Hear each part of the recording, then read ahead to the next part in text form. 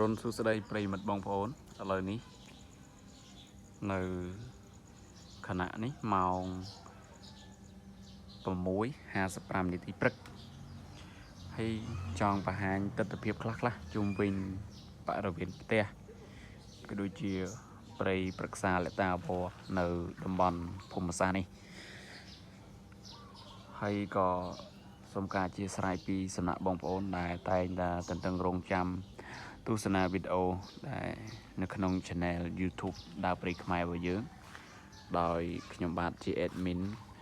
មមាញឹកនឹងរឿងការងារបន្តិចបន្តួចដូច្នេះរៀងយឺតយ៉ាវបន្តិចក្នុងការផលិតវីដេអូថ្មីជូនបងប្អូនអរគ្នាឥឡូវនេះណែនាំជូនបងប្អូនអានេះគឺជាដើម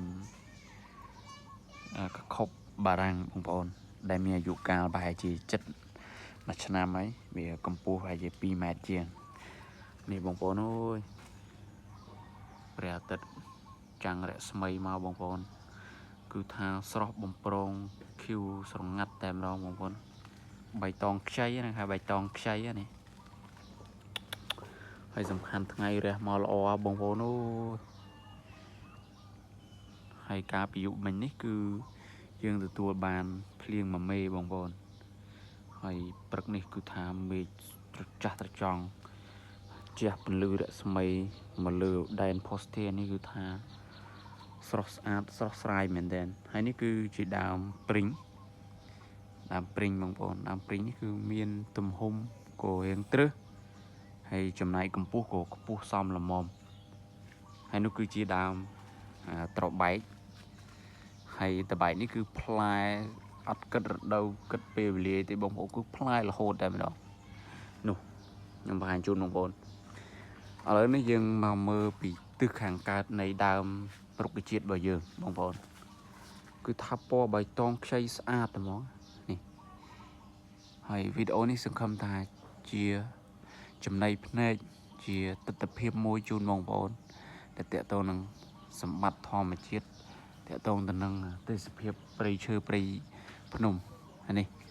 ហើយខ្ញុំជឿជាក់ថាបងប្អូនបានឃើញវីដេអូនេះហើយនឹងមានអារម្មណ៍ relax មានអារម្មណ៍ fresh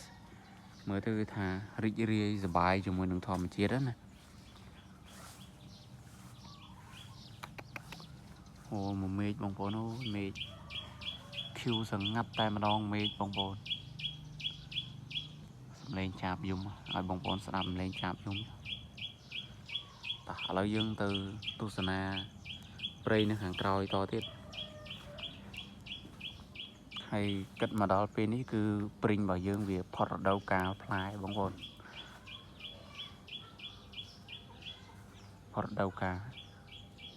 វាចូលដល់រដូវទៀបបងប្អូននេះទៀបចាប់ផ្ដើមមានផ្លែហើយអញ្ចឹងនៅក្នុងកំឡុងខែ9ពាក់កណ្ដាលខែ9យើងនឹងទទួលបានផ្លែទៀបទុំហើយបងប្អូនឥឡូវនេះវាចាប់ផ្ដើមមានក្តឹបមានន័យធំសមល្មមហើយនេះគឺជាដើមពត្រាបងប្អូនយើង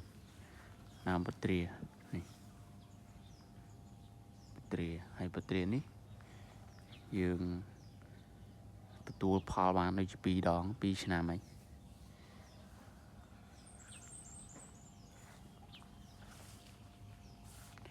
ហើយនៅពេលដែលយើងបោះសម្រាមកោសម្រាមខ្លាចឆ្កែហែកឆ្កែអីយើងក្តៅគ្រាន់តែកាប់មែកវាមកហើយយើងយកទៅស្រះទៅគឺថាបន្លាវានេះគឺអាចការពារពីពពួកសត្វសំណក់សត្វអីហ្នឹងបានវាអត់ហ៊ានយាយីបៀតបៀនហែកសម្រាមហែកអីទេហើយតំបន់នេះគឺកន្លែងដុតដីដុតសម្រាមដល់វាអញ្ចឹងទៅវាដីរៀងស្លាស់ទីបងប្អូន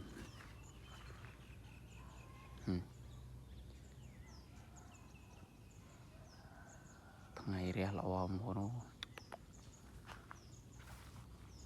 អូមែនទេណែបងប្អូនគ្រប់លាបងប្អូនឥឡូវបញ្ចប់ប៉ុណ្ណេះចុះ